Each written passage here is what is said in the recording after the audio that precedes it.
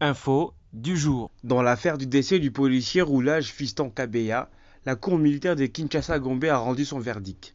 6 accusés ont été condamnés à 20 ans de prison et une amende d'1 million de francs congolais, tandis que d'autres ont reçu une peine de 5 ans de prison.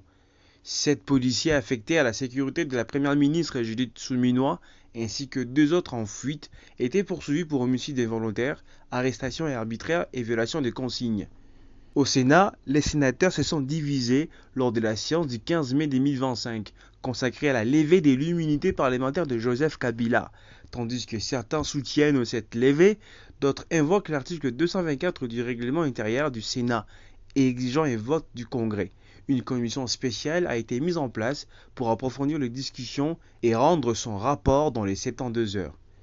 Le ministre de la Justice, Constant Moutamba, a confirmé à la radio France Internationale ce jeudi 15 mai un projet prioritaire de 29 millions de dollars pour construire une prison de 3000 places en 18 mois, afin de désengorger les prisons. 19 millions de dollars sont bloqués sur un compte séquestre. Le dossier est actuellement en examen à la primature. En attente de la décision de la première ministre Judith Suminwa, ce projet fait partie d'une réforme pénitentiaire plus large, incluant 4 maisons d'arrêt à Kinshasa.